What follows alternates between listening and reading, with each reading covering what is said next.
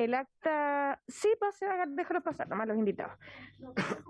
El acta de la sesión 106 se da por aprobada por no haber sido objeto de observaciones y el acta de la sesión 107 queda a disposición de las señoras diputadas. El señor secretario dará lectura a la cuenta.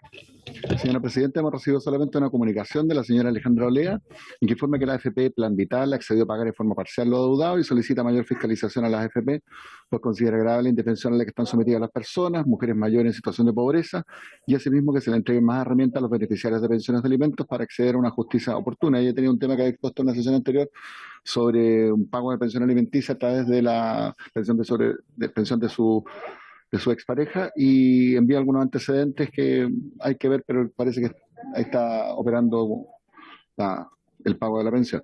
Y también un reemplazo enviado por el Comité de la Democracia Cristiana en que el diputado señor Víctor Torres reemplazará a la diputada señora Giovanna Pérez por esta sesión. Eso es todo, Presidente. Perfecto, muchas gracias, secretario. Ofrezco la palabra sobre la cuenta. Ofrezco la palabra en puntos varios. Diputado Sondón tiene la palabra, después la diputada Fernández.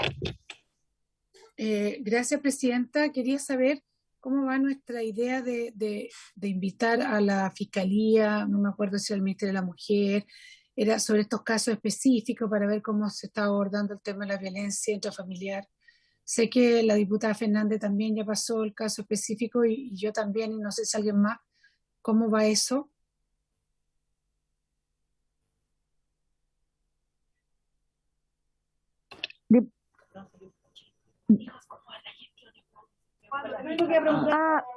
Sí, era lo mismo que iba a preguntar yo también, en puntos varios, sí. Ya tenemos los suficientes casos, son 4 casos distintos, todos con temas distintos, pero que hay violencia de género y desprotección por parte del Estado. Estamos en condiciones de citarla, el problema es que yo tengo compromisos acá con todos ustedes con sus proyectos de ley, entonces no quiero imponer yo la fecha y me gustaría que decidiéramos todas cuándo lo vamos a poner. Distinta a la del lunes, decidamos todas acá. Ofrezco la palabra para propuestas de cuándo hacer esta sesión. Diputado Sondón.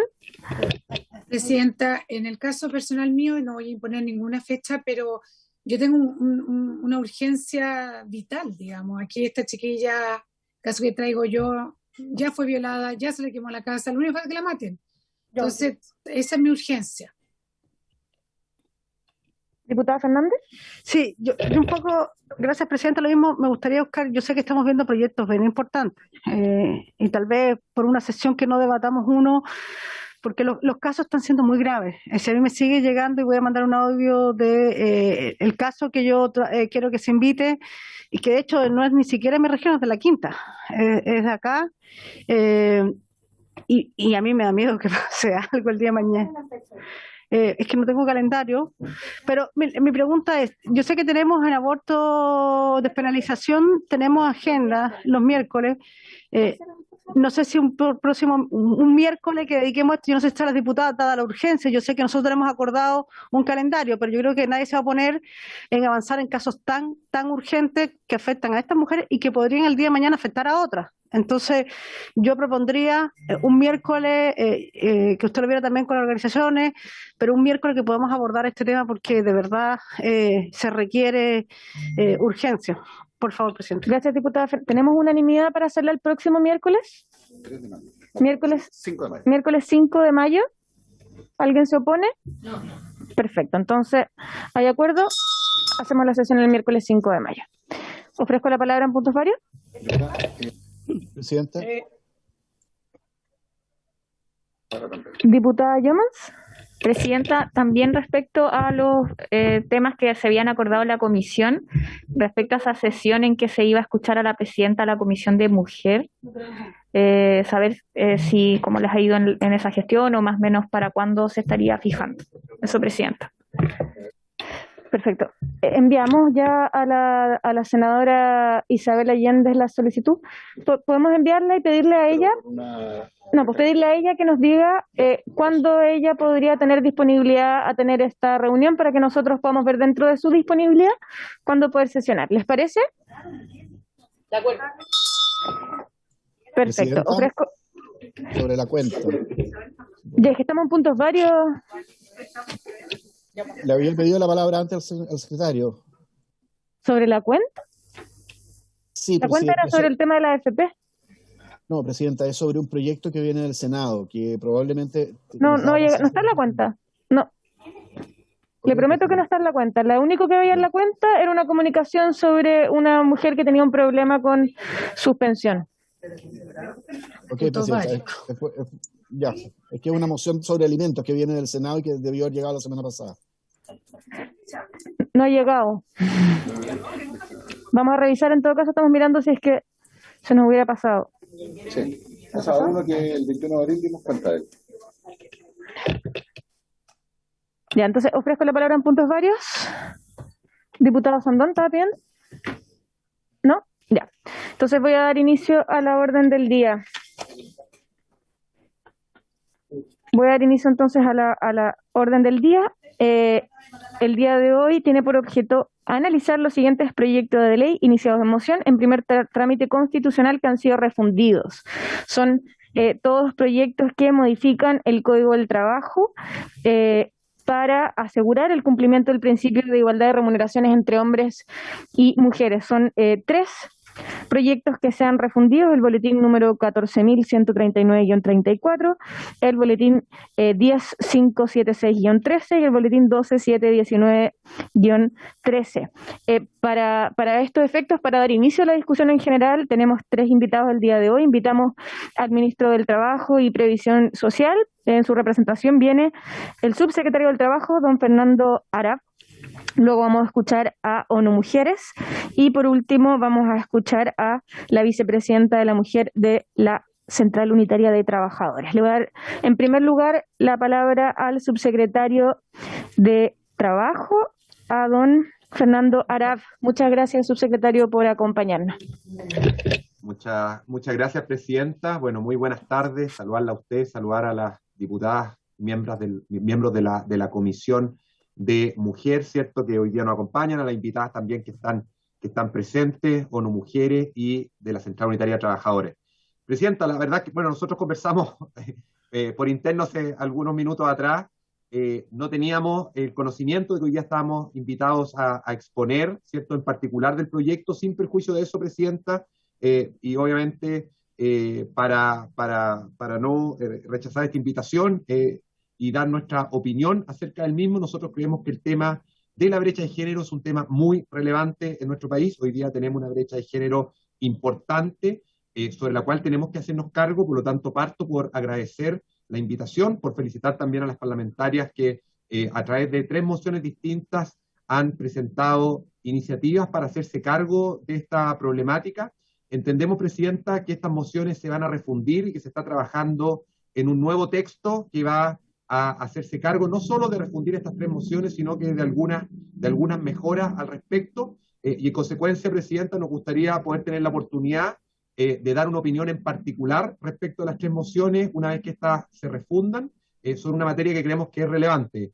Quiero dar las excusas, presidenta, hubo una descoordinación ahí y lo conversamos internamente en los equipos respecto de la sesión de hoy día. No quisimos obviamente excusarnos, sino que por respeto a la comisión venir igualmente a plantear obviamente nuestra disposición a revisar estas materias. El tema de la brecha de género es un tema relevante. Sabemos además que durante este año de pandemia las mujeres han sido especialmente afectadas por esta crisis, ¿cierto?, del COVID-19, y en términos laborales, sin duda, las mujeres hoy día han estado muy afectadas. En 6 meses de pandemia hemos retrocedido la participación laboral en más de una década. Y si no hacemos algo, y si nos quedamos con el actual statu quo, evidentemente la brecha de género va a seguir acrecentándose. Por eso entendemos, presidenta, que es un tema relevante. Las 3 mociones apuntan con algunas diferencias entre ellas a un mismo objetivo. Nosotros eso lo valoramos, pero para poder dar una opinión en particular, y atendido a que no teníamos la claridad de que hoy día que requerían de nuestra opinión específica respecto a estos proyectos, solicitar a bien de la comisión poder ser citados en una nueva oportunidad para poder dar la opinión particular ya de las mociones refundidas, entendiendo sí que es una materia importante y sobre la cual es importante hacernos cargo, presidente. Muchas gracias, subsecretario, por su honestidad. Valoramos también que esté preocupado por esta problemática que nos aqueja a las mujeres en Chile, que es la diferencia entre los salarios de hombres y mujeres por hacer el mismo trabajo, y valoramos la disposición del Ejecutivo a colaborar en erradicar esta brecha. Ofrezco la palabra a las parlamentarias para preguntar al subsecretario. Diputada Cariola. Presidenta, yo no quiero preguntarle nada al subsecretario porque entiendo que él no tenía claro que tenía que venir a esta comisión o al menos a qué venía y lo cual me parece bastante increíble porque cuando se envían las invitaciones el secretario, y no lo pongo en duda, siempre es muy específico en establecer cuáles son los motivos, ¿no? Pero sí quisiera solicitarle, Presidenta, antes de darle la palabra a nuestras invitadas, hacer una pequeña introducción al debate como una de las autoras de este proyecto, si al resto de las autoras no le parece, o sea, si les parece, perdón, poder hacer una pequeña introducción muy breve en relación... ¿Alguien más quiere preguntarle al secretario? Ya, sí, eso, sí, para que antes de las otras exposiciones poder hacer una pequeña exposición. Sí, diputada, por supuesto. Gracias, Presidenta. Ofrezco la palabra para preguntas al subsecretario. Sí, diputada Llamas. Gracias, Presidenta. No, voy a ser súper concreta en la pregunta. Me gustaría saber si desde el gobierno se ha analizado las iniciativas en el sentido, no a lo mejor de cada uno del contenido, ¿cierto?, del proyecto de ley, pero sí de la necesidad de tener una política pública en esta materia, por que finalmente la ley que tenemos actualmente vigente, a pesar de que supuestamente nos debería llevar a avanzar en esta materia, en lo concreto no ha resultado así. Entonces, Presidenta, me gustaría saber el análisis que tienen desde el Ministerio de la realidad en materia de igualdad salarial, y si no la tienen, si es que, o algo más detallado a lo mejor que le gustaría acompañar al subsecretario, que nos lo puedan enviar o hacer saber también para tener eso en conocimiento. Gracias, Presidenta. Perfecto, muchas gracias, diputada Llamas. Ofrezco la palabra para pregunta al subsecretario. No habiendo más preguntas, le doy la palabra al subsecretario para que pueda contestar. Gracias, Presidenta. Sin ánimo de entrar en ninguna polémica, Presidenta, y usted me conoce y varios de los miembros de la comisión también, la verdad es que la invitación no estaba hecha para exponer. Generalmente cuando nos invitan a distintas comisiones que no son la Comisión de Trabajo, se solicita la exposición de la autoridad, en este caso del ministro, en este caso concreto no se había hecho, no obstante la disposición a exponer sobre estas materias está, y como lo planteé anteriormente, Presidenta, ojalá se pudiera dar la posibilidad que nos volvieran a citar para poder opinar en particular sobre esta iniciativa. Así que eso respecto del punto, por su intermedio, a la diputada Cariola. Respecto a la pregunta de la diputada Llomans, Presidenta, por su intermedio, evidentemente, hay una ley hoy día, que es la ley 20.348 del año 2009, que no ha cumplido su finalidad. Esa ley habla de la inequidad salarial de género, de cómo hombres y mujeres que desempeñan un mismo cargo deben ganar lo mismo. Sin embargo, esa propia ley, en un inciso siguiente, establece una cantidad de excepciones que hoy día hacen que sea letra muerta. Hay un informe incluso de la Dirección del Trabajo, emitido hace ya varios años atrás, donde establece que esa ley no ha cumplido su finalidad. Yo comparto, y como Ejecutivo compartimos, y en esto creo que hablo también en conjunto con el Ministerio de la Mujer, con quien hoy día tuve la oportunidad de hablar con la subsecretaria Abud, que entiendo están citados también para una exposición siguiente, la importancia de tratar estos temas. A nosotros nos parece que es un tema relevante. Como Ejecutivo hemos venido siguiendo esta materia. De hecho, hay un proyecto que hoy día está en segundo trámite sobre este mismo tema, que es una moción iniciada por la senadora Carolina Goich, que se aprobó en el Senado y que hoy día está en la Cámara de Diputados, en la Comisión de Trabajo. Nosotros como Ejecutivo hemos participado en discusiones respecto a esa moción, y con ese mismo ánimo y con el mismo espíritu de que esto sea una política pública que en verdad se cumpla, es que queremos participar obviamente de esta comisión.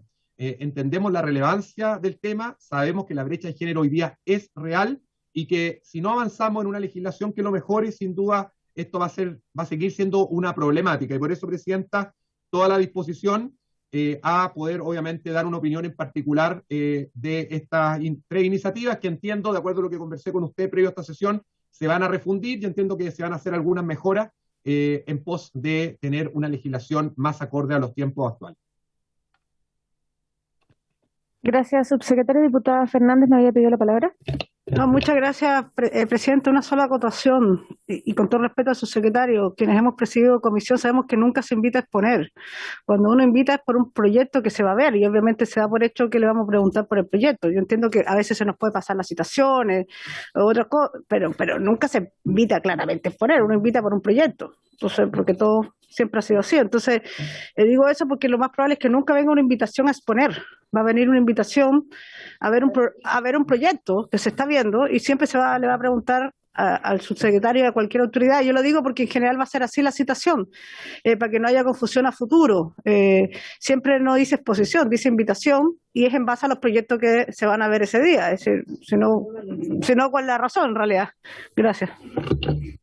Gracias, diputada Fernández. Diputado Sandón. Gracias, presidenta. Yo creo que sin ánimo de seguir polemizando, yo encuentro que es demasiado interesante el tema, que continuemos, pero también reconozcamos que el refundido o lo que vamos a discutir lo recibimos hace como media hora, una hora atrás. Entonces tampoco, yo creo que aquí se ve una voluntad de avanzar, el diagnóstico está claro, el subsecretario lo comparte, nos acaba de decir que hay un proyecto que va más o menos en la misma línea, que lo que existe ha fallado, así que yo creo que vamos a llegar a buen puerto. La invito a que escuchemos a nuestra expositora. Perdón, no soy la presidenta de esta comisión, pero yo creo que es demasiado importante el tema. Gracias, presidenta. Gracias, diputado Sandón. Diputada Rojas. Gracias, presidenta. Sí, dos cosas. La primera, apoyar lo que decía la diputada Fernández. A las comisiones, a las autoridades del gobierno se les invita a referirse a los proyectos que están en discusión. Por nada más se les invita, si no vendrían oyentes, y claro que eso lo pueden hacer, pero si los estamos invitando es evidente que es para que se refieran a un proyecto. La próxima invitación tampoco les va a llegar diciendo tiene que exponer, así que yo creo que la próxima invitación que les llegue es para que precisamente se refieran a los proyectos que estén en discusión, sean este u otros. Y es así en todas las comisiones. Y lo segundo, que lo que se envió, y a lo que hace referencia la diputada Sandón, es a una posible indicación sustitutiva. Exacto. Pero los tres proyectos se sabe que están en discusión desde que se citó, eso está en la página web, eso nos llega como correo a cada uno, a cada una, entonces creo que no tiene mucho sentido seguir la discusión cuando se está siguiendo los mismos pasos que se siguen en todas las comisiones. Muchas gracias, diputada Rojas. Francisco del Río, dígame. Presidenta, gracias por su intermedio saludar a la comisión. Siempre cuando uno prepara las sesiones legislativas ve los contornos que ya tiene, y efectivamente teníamos dos razones poderosas para entender que no estábamos citados a exponer. Primero, que efectivamente no es nuestra comisión originaria, ¿ya? Y cuando uno va a esa comisión normalmente dice para conocer la opinión de vuestro ministerio referente a. Normalmente es así cuando se pide. Me ha pasado, recién la semana pasada me pasó en minería, en economía, perdón. Ahora bien, tampoco entendimos que teníamos que exponer, puesto que no hay un texto único refundido. Hay 3 mociones que están juntas en un comparado, que entiendo que les llegó hace poco. Nosotros opinamos sobre textos que están sujetos a una votación. En fin, son las 3 mociones que se conocen desde el principio que estaban, ¿ya? Y lo segundo, por lo cual también entendimos que no estábamos dispuestos, o sea, que no estábamos invitados a exponer, básicamente porque hay otras 2 exposiciones que sí son de invitados que claramente van invitados a exponer. Entonces entendimos que era escuchar y finalmente entendemos que va a haber otros, supongo, no sé, y finalmente el Ejecutivo entrega su opinión recogiendo todos los pareceres, era eso. Aquí no, en realidad, tanto usted, presidenta, como nosotros sabemos que no hay una mala intención de nada, ni oponerse a un proyecto así como lo ha expresado el subsecretario, ni nada. Gracias, presidenta. Sí, bueno, la próxima vez, y vamos a ser claros, si lo queremos invitar a tomar tecito, vamos a poner ahí que lo invitamos para que se tome un tecito aquí con las diputadas. Si es que no le decimos que la invitación es a tomar tecito, porque queremos que venga a opinar, a opinar si el proyecto de ley es sobre trabajo. Oye, estamos perdiendo el foco, ¿no? Sí, no, ya, pero por favor. Si hacemos una invitación, porque acá el asesor de gobierno pareció que vino a enseñar acá a las diputadas cómo tenemos que hacer el trabajo, cómo tenemos que mandar las invitaciones. La invitación fue clara, acá está, la leyó el secretario, es a que podamos discutir el proyecto en general. Las mociones están hace ya una semana en la página web, entonces no era necesario que entráramos en este debate, la exposición del subsecretario estaba bien, no había para qué echar la culpa acá ni al secretario ni a esta presidenta que ha hecho mal su trabajo. Diputada Cariola, diputada Hoffman, por supuesto.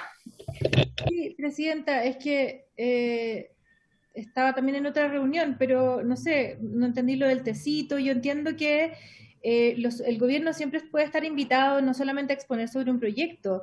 De hecho, el gobierno también define, a mí me pasó cuando he sido diputada de oposición, donde el gobierno toma la decisión de cuándo se pronuncia con respecto a un proyecto. Esta comisión no está no puede obligar al gobierno a pronunciarse sobre una materia que también puede ser parte del debate. Entonces yo le pido un poquito más de respeto, porque subí justo el volumen con lo del tecito, entonces creo que hemos tenido un súper buen nivel y usted ha tenido una excelente conducción, entonces le pido que la mantengamos, por favor. Si hubiera quizás escuchado el resto de las palabras, podría entender el minuto en el que ya. Diputada querida, me había pedido la palabra, ¿no? Tengo que escuchar tantas cosas para entenderlo, así que no se preocupe por mi capacidad de comprensión. Diputada Fernández tiene la palabra, después la diputada Yomans. Gracias. Yo creo que hay que cerrar este tema y avanzar lo que importa, pero para ser claro, cada vez que se invita, el gobierno puede decir, por supuesto su secretario podría decir que no tiene todavía una opinión o opinar sobre el tema, pero claramente se le invita por un proyecto y eso pasa, que estamos acá, o casi todos hemos presidido comisiones, más de una, y yo jamás he puesto una invitación a exponer cuando se trata a las autoridades, siempre se dice se invita por un proyecto, así ha sido, diputado, al menos en mi caso, entonces, pero más que eso es obvio, es decir, vamos a ver un trabajo, un proyecto que tiene que ver con trabajo, que creo que es importante, de igualdad, y claramente se le invita a su secretario para eso, es decir, si no es de...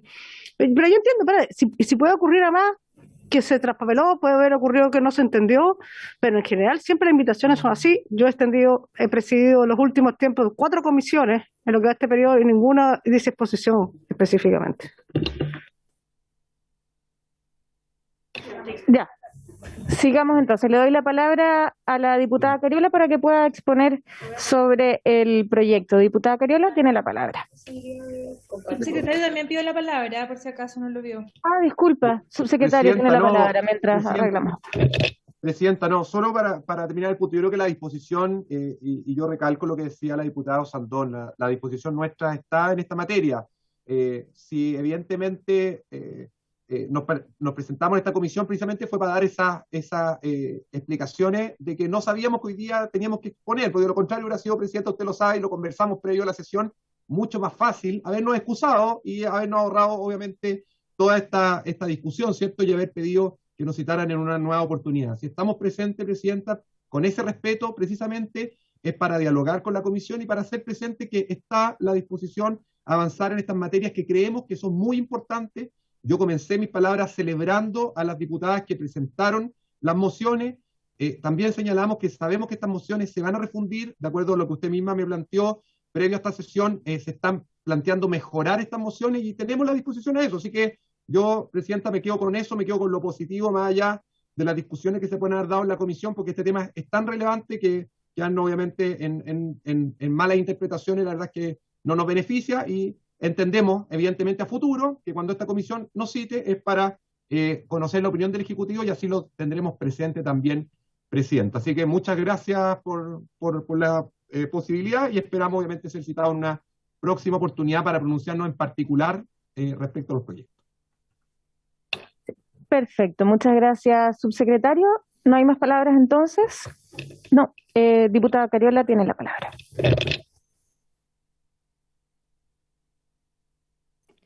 Presidenta, no quiero seguir con la polémica. Yo creo que queda bastante claro que al menos hay una buena disposición del Ejecutivo a hacerse parte de esta discusión. Me parece que es necesario. Yo espero que sea así a la brevedad y que la próxima visita del Ministerio sea para pronunciarse en función de las propuestas que ya están y que, tal como se decía, Presidenta, recientemente, estas son 3 mociones parlamentarias de distintas diputadas y diputados también mocionantes. Está el boletín 10.576-13, el boletín 12.719-13, el boletín 14.139-34. Yo soy autora de uno de los proyectos, presidenta. Efectivamente estamos trabajando en una indicación sustitutiva Ya elaboramos una primera propuesta que compartimos el día de hoy, al menos de bastante acuerdo entre las autoras del proyecto, que la vamos a poder conocer seguramente ya en la otra sesión con más detalle, pero lo fundamental está en las 3 mociones y en el comparado que en este momento todos y todas tenemos a disposición, o en los 3 boletines por separado. Voy a hacer una pequeña presentación que preparé para esta sesión, que me parece importante poder compartir a propósito de la inspiración que nos dio el poder llevar adelante este proyecto. Yo presenté este proyecto de ley el año 2016. Es un proyecto que me parecía muy relevante a propósito de modificar el Código del Trabajo con el objeto de perfeccionar la actual regulación de principio de igualdad de remuneraciones entre hombres y mujeres. Y lo digo, Presidenta, porque actualmente yo quiero recordar que en nuestra legislación eso está regulado como principio de igualdad de trabajo entre hombres y mujeres. Pero la OIT hace mucho tiempo que viene haciendo recomendaciones en relación a considerar en esto el valor del trabajo, que es distinto. Para eso, el principio de igualdad de remuneraciones entre hombres y mujeres, que está incorporado por primera vez al derecho internacional del Tratado Internacional de Versalles en el año 1919 y que además fue reconocido específicamente en el preámbulo del tratado que constituyó la Organización Internacional del Trabajo en 1940. Este es el convenio número 100 de la OIT, en el Pacto de Derechos Económicos y Sociales y Culturales y en la Convención sobre la eliminación de todas las formas de discriminación contra la mujer, y así es como se reconoce. De hecho, es más, CEDAW está permanentemente buscando mecanismos para fiscalizar las medidas que se toman en Chile en relación al tratamiento de estos acuerdos, y uno de los temas pendientes destacados de manera permanente es el de la desigualdad salarial que existe entre hombres y mujeres. Alcanzar la igualdad salarial requiere adoptar medidas en el campo de las leyes y los procesos judiciales de la administración y las políticas públicas, de organizaciones sociales y políticas, y para que la consecución real de la igualdad de las mujeres y hombres sea real y se logre este objetivo. La brecha salarial en relación a su diferencia existente entre los salarios de hombres y mujeres y los de las mujeres expresadas como un porcentaje de salario masculino. Eso es según lo que establece la OCDE. Mujeres y hombres no ganan lo mismo por la realización del mismo trabajo o por trabajos de igual valor, y las mujeres son las principales perjudicadas independientemente del sector en el que laboren, la categoría profesional que ocupen, la modalidad de contrato que tengan, el tipo de jornada que cumplan o el espacio territorial en el que residan. En relación a esto, la OIT presentó diversos estudios que evidencian que existe una marcada relación entre la incidencia global de los bajos salarios en un país y su brecha salarial promedio de género. Estos son, en el ámbito de la economía, la ausencia de equidad remunerativa, ya que puede generar mayor pobreza, fragmentación social, fenómenos que comprometen seriamente el crecimiento económico y el desarrollo del país. En relación a la pobreza, los niveles de pobreza de las mujeres están vinculados a la brecha salarial entre hombres y mujeres, entre otras razones, pero Chile ocupa el 3er lugar de las brechas salariales más elevados entre los países de la región. Esto es extremadamente grave, más todavía porque existe un principio de igualdad en la ley que no se cumple. El sistema de pensiones, recibir una cantidad menor de ingresos a lo largo de la vida, también se traduce en pensiones más bajas, y las brechas que tenemos entre jubilados masculinos y femeninos son vergonzosas. La brecha salarial en Chile, y aquí es donde nos hemos enfocado en nuestro trabajo, las mujeres representamos más del 50% de la población, 51,7% para ser más precisa. Y lo cierto es que participan menos del mercado laboral, obtienen menos ingresos y tenemos menos autonomía económica. Esta también es una forma de violencia económica que se ejerce. En 2019 la participación laboral nacional de las mujeres era del 52,7%, mientras que la de los hombres alcanzaba el 73,8%, representando ya en la participación laboral una brecha de un 21%. El 2020 las mujeres solo alcanzamos el 41% de participación laboral y sabemos que eso ha generado además una crisis adicional. Las mujeres ganan 27,2% menos que los hombres. Lo anterior equivale a que las mujeres en el año 2018 recibieron al mes 177.486 pesos menos que los hombres en términos de promedio. Las encuestas suplementarias de ingreso plantea que el 2019 los ingresos medios y medianos de los hombres se ubicaron entre en 704.000 pesos y entre 704.000 pesos y 449 respectivamente, mientras que en el caso de las mujeres alcanzó entre 506.000 y 352.000 respectivamente. Esta diferencia, que implica una brecha del 28,1% en el ingreso medio y del 21,5% en el ingreso mediano, es demasiado grande y el desmedro de las mujeres es evidente y brutal. Evidentemente, el efecto de la pandemia ha traído mayores consecuencias en lo económico. De hecho, se ha publicado recientemente, ¿cierto?, un estudio que revela que la pandemia sumirá a 96 millones de personas en la pobreza extrema, de las cuales 47 millones son mujeres y niñas. El Fondo Económico Mundial es categórico en señalar que luego de la pandemia se necesitarán 133 años para lograr la paridad económica en el mundo, lo que es extremadamente grave. Recomendaciones de CEDAW. En respuesta al séptimo informe periódico que Chile presentó a dicho organismo, planteó algunas preocupaciones en relación a la igualdad de remuneraciones, manifestó su preocupación por la falta de adecuación de normas donde se reconoce el principio de igualdad salarial y solicitó intensificar esfuerzos para eliminar las diferencias salariales, que es lo que mencionaba al principio, garantizando igualdad de oportunidad entre hombre y mujer en el mercado laboral e incluso mediante una continuación de medidas especiales de carácter temporal con objeto también de poner plazos preestablecidos.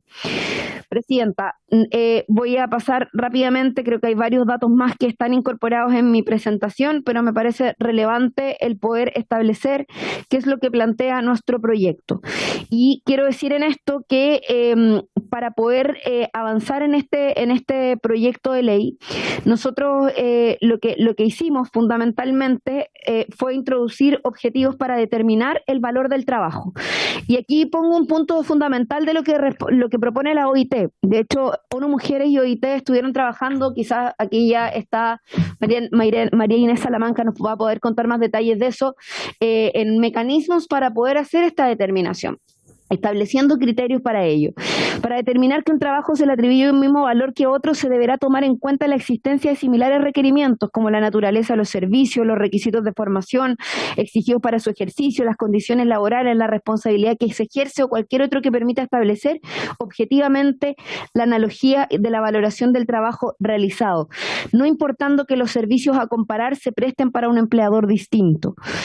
En relación a cuando el empleador demuestra que se fundan en capacidades de calificaciones idóneas, responsabilidad o productividad, no se debe considerar arbitrariamente la diferencia de remuneración en base a una determinada objetiva del valor del trabajo.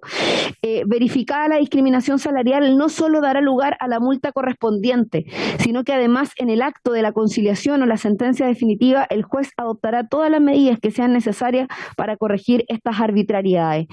En el artículo segundo se plantea sustituir el artículo 154, número 6 del Código del Trabajo, por el guarismo número 50. Y en el artículo tercero se plantea intercalar un nuevo inciso tercero del artículo 163 del trabajo del siguiente tenor: la trabajadora despedida tendrá derecho a que la remuneración mensual para el cálculo de la indemnización sea aquella que corresponda a un trabajo al que se le atribuye un mayor valor, o sea, un mismo valor, perdón, según lo que establece el artículo 62 bis del Código del Trabajo. Las indicaciones a partir de los boletines refundidos son las siguientes, y esta es la propuesta que estamos presentando. Salvo que el empleador pruebe lo contrario, se considerará como discriminación arbitraria aquellas diferencias salariales que excedan en un 20% la remuneración entre hombres y mujeres. Esto es una propuesta que surge a partir del boletín de la diputada Gael Yomans, que fue ingresado el año pasado, si mal no recuerdo, entre otros elementos que también se incorporaron. Las denuncias que se realicen invocando el presente artículo podrán ser presentadas por el empleador o trabajadora, por la organización sindical a la cual se encuentren afiliados. Esta es una indicación que, si bien no es de acuerdo de la totalidad de los parlamentarias que somos mocionantes, la vamos a ingresar como una indicación adicional de algunas parlamentarias de esta comisión, porque creemos que sin lugar a duda las y los trabajadores organizados deben tener un rol en la fiscalización de este proceso. Además, se introduce un artículo 62 ter para elaborar un plan de igualdad de remuneración al que será enviado a la Dirección Nacional del Trabajo y a la organización sindical constituida en la empresa. Este plan debe incluir un análisis del número de mujeres y hombres trabajadores y trabajadoras en relación a las respectivas jerarquías, cargos o funciones y la remuneración recibida por hombres y mujeres, así como fijar medidas para resolver las brechas de remuneración existentes y revisar su impacto. Esto es parte también de lo que se ha venido trabajando a partir de la fusión de estos tres proyecto. Y la Dirección del Trabajo, en el ámbito de sus atribuciones, podrá establecer parámetros y o directrices proporcionando asistencia técnica para la elaboración de los planes de igualdad de remuneraciones, elaborar un reglamento que determine la forma y plazos para el envío de la información que debe entregar las empresas conforme al inciso anterior, hacer pública la información sobre la brecha remuneracional entre hombres y mujeres por empresa o por sector industrial sin revelar información ni datos privados de los trabajadores y trabajadoras. Y además se agrega en el artículo 154 del Código del Trabajo un nuevo numeral del siguiente tenor. Semestralmente el empleador deberá despachar dicho registro a la Dirección del Trabajo con las exigencias consideradas en el artículo 154 del Trabajo. Quien no cumpla con esta obligación tendrá prohibición de celebrar actos y contratos con el Estado y será sancionado con una multa. Presidenta, esos son algunos de los elementos que han sido parte de la discusión en función de la fusión de estos proyectos. Lo fundamental en esta tarea, digamos, para mí por lo menos, y creo que también para el resto de las autoras, es corregir una desigualdad odiosa, innecesaria y absolutamente reprochable al que hemos estado expuestas las mujeres en nuestro país, que es necesario resolver.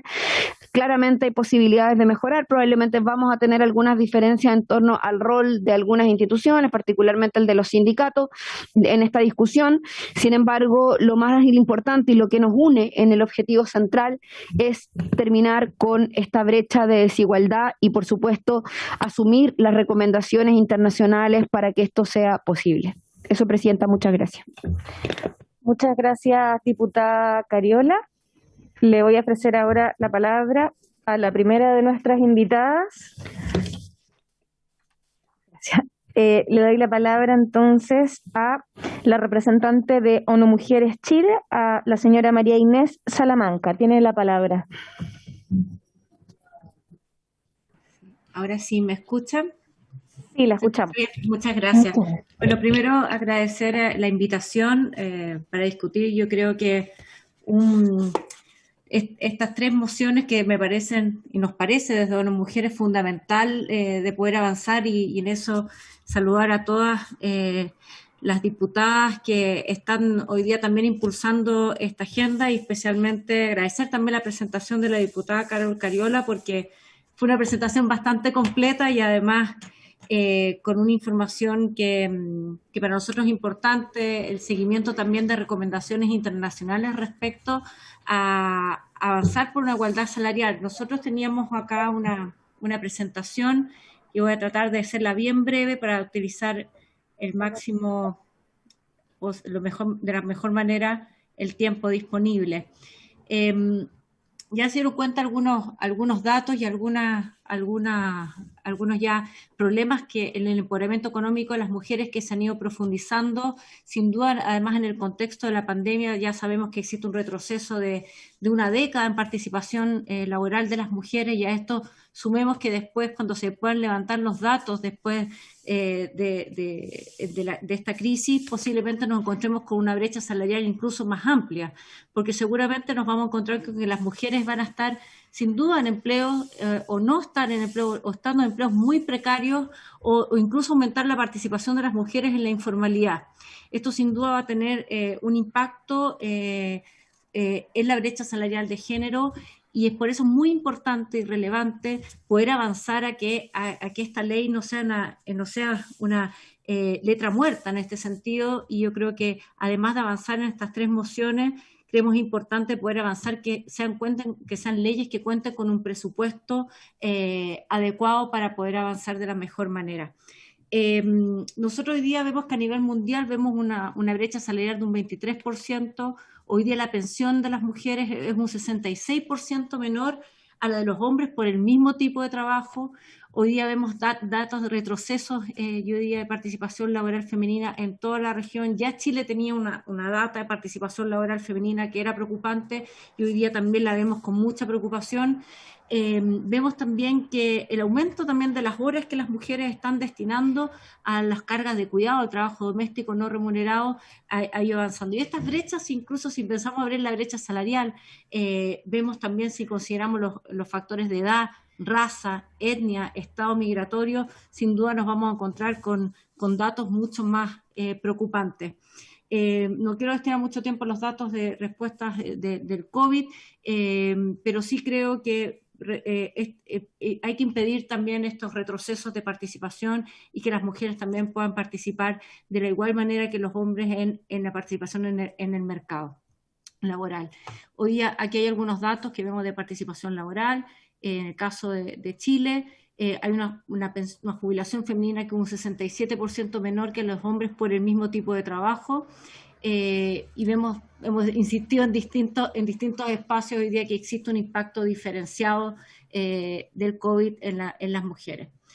En términos de brecha salarial, hoy día a nivel mundial tenemos una brecha salarial de un 16% y yo recuerdo cuando nosotros lanzamos hace años atrás una campaña que se llamaba Igual Pega, Igual Paga y visibilizamos la brecha salarial de un 30%. Creo que hoy día estamos en otro contexto, hoy día también mostrarles y también tenemos hoy día las herramientas, están las mediciones. Yo creo que es la oportunidad de avanzar con una voluntad para poder tener no solamente una buena ley, sino que también poder contar con un presupuesto adecuado, con una fiscalización, como ya se ha mencionado, que permita que realmente sea una igualdad sustantiva para las mujeres en el ámbito económico. Hoy día, perdón, no estoy compartiendo pantalla. Sí. Voy a volver a hacerlo, a ver. Perdón, acá. Ahora sí, ¿no? Bien.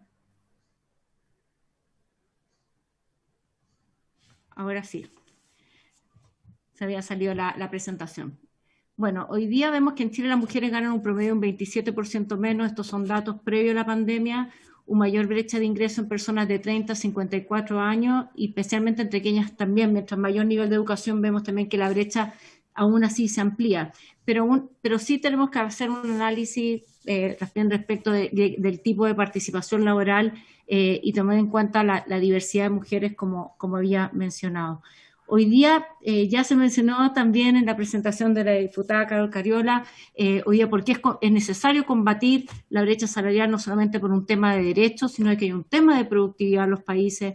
Es una forma también de combatir la pobreza, la desigualdad y también por un factor importante por un tema de armonía social que hoy día también es importante que sea considerada. Ya se mencionó las convenciones internacionales, no me voy a detener en esto. Hoy día, ¿cuál es la visión también? Y también sugiero que en las próximas discusiones también se pueda convocar a la Organización Internacional del Trabajo, con quienes impulsamos también el convenio 100 de la OIT de igual remuneración por trabajo de igual valor. Y acá también un poco la noción gráficamente, qué es lo que significa cuando hablamos de igualdad de remuneración por igual valor. Esto ya se mencionó, Chile lo ratificó, el convenio número 100 en el año 1971, y no me voy a detener tanto en eso, sino que también qué es lo que han hecho los otros países. Y esto creo que es interesante de ver cómo también la igualdad salarial no solamente se ha incluido en algunas legislaciones, sino que también cómo se incluye también en la Constitución. Y ahí tenemos ejemplos, por ejemplo, de Argentina, Bolivia, Ecuador, y así, bueno, voy a compartir también esta presentación para que la puedan revisar. ¿Y cómo lo han hecho otros países? Bueno, acá sigue la lista. Aquí también algunos datos comparados. En el caso de Noruega, tenemos una regulación de la igualdad de remuneración. Se encuentra en la Ley de Igualdad de Género del país del año 1978. La ley aplica a todos los ámbitos de la sociedad, prohíbe en el ámbito de las relaciones laborales un tratamiento diferenciado en cuanto a remuneración y condiciones de trabajo, dispone que tanto hombres y mujeres en la misma empresa reciban igual remuneración y mecanismo de pago por el mismo trabajo o por uno de igual valor. Tenemos el caso de Nueva Zelanda también, que también tiene una normativa y que también tiene una ley de igualdad de remuneración del año 1972, y ahí el detalle de qué es lo que exige esta ley. Y después tenemos el caso en Latinoamérica también de Colombia, que es una ley del año 2011 que modificó el Código del Trabajo, los artículos 10 y 143, y que tiene por objetivo garantizar la igualdad salarial y cualquier forma de retribución laboral entre hombres o mujeres, y fijar mecanismos para que dicha igualdad sea real y efectiva tanto en el sector público como en el privado, erradicando cualquier discriminación. y también algunos países que han incorporado el concepto de igualdad salarial en la Constitución, en el caso de Bolivia, Ecuador, República Dominicana, Argentina, Brasil, México, Panamá, Finlandia y Túnez. Eso queríamos compartir también en términos de qué es lo que estamos haciendo desde Naciones Unidas. Estamos en distintos proyectos, trabajos, hemos estado apuntando al tema de fomentar también dentro de un marco de recuperación económica frente al COVID-19, cómo vemos medidas por alianzas público y privadas para una mayor incorporación de las mujeres. Y que hemos estado también haciendo a nivel regional. Tenemos una coalición que se llama Pro Equidad de Género para la Reducción de la Brecha Salarial, que trabajamos con ONU Mujeres, OIT y OCDE, y contarles que hoy día tenemos herramientas para medir la brecha salarial al interior de las empresas, que son herramientas de autodiagnóstico, que está utilizado en base al principio de igualdad de remuneración por trabajo de igual valor. Y eso también es una herramienta que hoy día las empresas lo pueden usar, el sector empleador lo puede usar, es gratuito. Y entonces yo creo que en esto tenemos los datos, tenemos las herramientas para poder hacer y para poder incluso utilizar estas mismas herramientas que puedan apoyar el monitoreo y la fiscalización en el caso que así se requiera. Reiterar y poner a disposición el apoyo de ONU Mujeres también para poder llevar adelante con éxito estas discusiones y también reiterar también el apoyo desde Naciones Unidas para poder reducir esta desigualdad que vemos que además es tan importante ahora en el contexto también de recuperación del COVID-19. Muchas gracias. Muchas gracias. Le voy a ofrecer la palabra a la próxima invitada y después ofrezco a las parlamentarias la palabra para que puedan hacer preguntas. Le ofrezco la palabra a la vicepresidenta de la Mujer de la Central Unitaria de Trabajadores, a señora Julia Requena. Tiene la palabra, Julia. Muchas gracias por venir. Muy buenas tardes y muchas gracias, estimadas parlamentarias, por haber también invitado a la Central Unitaria de Trabajadores en esta oportunidad. Felicitar la iniciativa de volver a poner en tabla este proyecto tan importante para todas y todos, especialmente hoy día para las mujeres, cierto que estamos padeciendo de la crisis sanitaria producto de la pandemia. Iniciar entonces mis palabras diciendo que efectivamente el tema de la igualdad entre hombres y mujeres es una cuestión de derechos humanos para nosotros los trabajadores y que es fundamental en la igualdad de ingreso y de la expresión de este derecho humano en el ámbito de la justa redistribución del trabajo, considerando el valor de este sin consideración de sesgo de género. Ese es como un hecho fundamental que nosotros ponemos en el contexto de este proyecto. Hasta antes de la pandemia también en temas de cifras, que no las voy a mencionar todas porque ya las que me antecedieron dieron varias de ellas, pero solamente mencionar que las encuestas que hacen antes del tema de la pandemia y de esta crisis sanitaria, ¿cierto?, hablaba de un avance de las mujeres en el mundo laboral y de la tasa de participación de un 58,3%, ¿cierto? Luego bajamos a un 47,4%.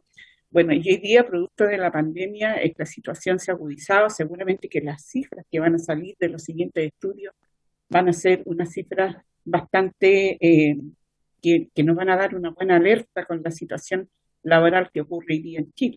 Sobre todo ahora que tenemos alrededor de más de 92.000 mujeres que están fuera de sus puestos de trabajo y eso, por lo tanto, hoy día ha significado un retroceso enorme. Y entonces que nos lleva a pensar también cómo vamos a solucionar este tema también del empleo femenino que va de la mano con todas las otras soluciones, llámese igualdad salarial y otros temas que a nosotros nos competen. Entonces, desde ese contexto, nosotros también hemos manifestado y hemos enviado a la ministra de la Mujer hace poco tiempo ya la solicitud de también ver la posibilidad de la creación de empleo a través de bolsas de trabajo en todo el país, en regiones, en provincias, que también es muy importante a propósito de la igualdad salarial. Yo quisiera pasar netamente a las propuestas que nosotros tenemos, y voy a dar algunas lecturas de ellas. La ley debe establecer que debe haber la misma remuneración en trabajo de igual valor, sea que lo realicen hombres o mujeres, y que las mujeres deben tener la oportunidad para capacitarse y acceder a la promoción y acceso, considerando todas las barreras que se enfrentan. Algunos métodos objetivos de evaluación de empleo son la mejor forma de determinar el valor del trabajo que se realiza. La clarificación y tipificación de funciones en los cargos públicos y privados, sobre todo en los cargos públicos, que hoy día no tenemos una tipificación, y eso lleva entonces a que efectivamente se produzca esta desigualdad salarial. También hablamos y proponemos de un órgano técnico, ¿ya? Pero que este órgano técnico tiene que ser bipartito, preparado para hacerse cargo de revisar el cumplimiento por parte de la empresa de sus obligaciones, y en este ámbito debe tener acceso a la información contable y de remuneraciones de la empresa para develar incumplimientos o errores en las medidas que debieran haber adoptado, a proponer otras más adecuadas. Aquí en este órgano técnico también nosotros planteamos de que tiene que ser bipartito, tiene que haber participación también de las organizaciones sindicales. Nosotros también hemos propuesto de que aquí tiene que haber un tema de diálogo y de conversación. Cuando existan estas diferencias, nosotros no podemos seguir judicializando los temas. Tenemos primero que llegar a un diálogo, a una conversación, a ver cuáles fueron los elementos, y luego de ahí, si no se llega a ningún tipo de acuerdo, por eso es importante que en esta comisión técnica participen los sindicatos, luego de ahí, si no se llega efectivamente a acuerdo, se puede judicializar, pero nosotros pensamos que primero está esta instancia que debe evitar la judicialización, porque finalmente el que pierde es la trabajadora. Generalmente los temas, cuando pasan a ser judicializados, pasa este contexto. No se debe perseguir inmediatamente la sanción, sino el cambio de conducta. La sanción opera solo en caso de que los empleadores insistan en las prácticas o que ésta sea evidente. Dotar de más atribuciones a la Dirección Nacional del Trabajo, ¿cierto? Especialmente en el tema de la fiscalización, que es un tema que también está muy débil con respecto a esta situación, ¿ya? Y decir entonces que para la Central Unitaria de Trabajadores, la igualdad de remuneraciones entre la mano de obra masculina y la mano de obra femenina por un trabajo de igual valor es un imperativo de justicia social, y que parte de nuestra resolución programática de luchar en contra de las desigualdades que persisten y afectan a nuestra sociedad. En este contexto es que nosotros ponemos parte de nuestras propuestas, y que vamos a seguir disponibles en caso de volver a necesitar una opinión o otro tipo de discusión con respecto a este proyecto en esta materia de ley, ¿ya? Hemos sido, en este sentido, un poco más corto el tema de la propuesta, porque tampoco nos ha llegado el documento por el cual que hoy día estábamos en discusión, pero quisimos estar presentes igual, quisimos dar a conocer nuestras propuestas igual y hacer sentir, ¿cierto?, de que definitivamente nosotros nos interesa este tema y esta materia. También comentar un poco de que no es la lógica hoy día de no asistir o de no opinar en las comisiones cuando se les llama, porque nosotros hemos estado en otras comisiones donde, como por ejemplo el postnatal de emergencia, donde tampoco la autoridad del gobierno ha llegado a presentarse. Entonces, para nosotros es muy importante ser escuchada, y es muy importante llegar con estas propuestas que ojalá sean interpuestas en este proyecto, pero también quedamos disponibles para cada cosa que nos necesiten, y que podamos también ahí poner y nuevamente discutir esta situación con más antecedentes y con más datos para poder avanzar, ¿no? Eso. Muchas gracias. Muchas gracias, doña Julia. Solamente mencionar que en la invitación que se le hizo a esta comisión se le señalaron los números de los boletines que íbamos a discutir, Y en la página del Congreso, uno si pone el número del boletín puede descargar los proyectos de ley. Eso es la práctica habitual, que cómo se hacen las invitaciones para exponer. Solamente eso. Ofrezco la palabra a las señoras parlamentarias para hacer preguntas, para que si queda tiempo podamos votar el proyecto de las personas gestantes. Ofrezco la palabra, diputado Sandón. Muchas gracias, presidenta. Bueno, saludar a María Inés y también a Julia Requena, a la cual estimo mucho, la conozco hace muchos años. Primero quiero preguntarle a Julia, que me pareció muy bien cuando dice que habla del trabajo, ¿no es cierto?, de la preparación, de las capacitaciones, de la importancia de la creación de empleo. Bueno, en el fondo, la política de los bonos tiene una vida que va a tener fin, y en el fondo el país necesita crecimiento y también necesita empleos calificados, ¿no? Las mujeres hemos retrocedido mucho, y también me gusta mucho este tema del ánimo de diálogo. Yo quiero hacer ahí un hincapié, que algo se dijo, no sé si yo lo malentendí, pero lo que yo puse era que la parte de que se funcionó mi parte, en la parte mía yo consideraba que los sindicatos no eran necesarios. No quiere decir que en el resto del proyecto no lo sean, ¿eh? Eso va a ser materia de discusión. Por el contrario, no tengo nada contra los sindicatos. Pero la pregunta es, ¿hasta qué punto, Julia, usted considera que nosotros tenemos que llegar, dadas las circunstancias actuales, que hemos perdido 10 años de inserción laboral, ¿no es cierto?, para no afectar las contrataciones de mujeres? Porque en el fondo, si yo pongo muchas reglas, también al final una persona dice, bueno, ¿sabes qué? Contrato puros hombres o contrato puras mujeres, y me evito una cantidad de problemas. Entonces, dado la circunstancia que existe hoy día, pandemia, hemos retrocedido, estamos mucho peor que antes. En el fondo, tal vez tenemos que ser cautelosas en esta materia también, y por eso quiero preguntarle hasta qué punto tenemos que llegar en este tipo de proyectos, lo cual yo también soy emocionante, así que, pero quiero saber para no afectar la contratación de mujeres. Y a Marine me gustaría preguntarle, siempre hablamos mucho de las leyes extranjeras y ese tipo de cosas, pero siempre las vemos como en grande.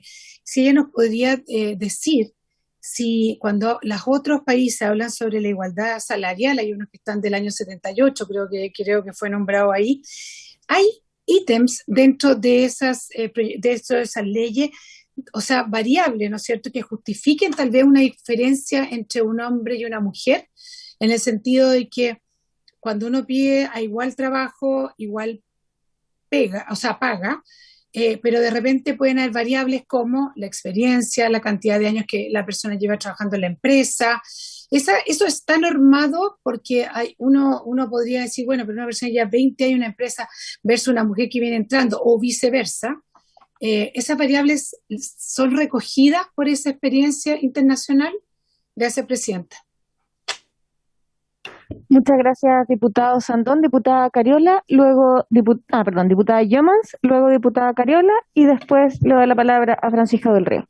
Gracias, presidenta. A mí me gustaría consultar a María Inés, que aprovecho de saludarla, sobre una parte que nosotros agregamos y que está en uno de los boletines, y que ahora está en la indicación sustitutiva, y que tiene que ver con la carga de la prueba.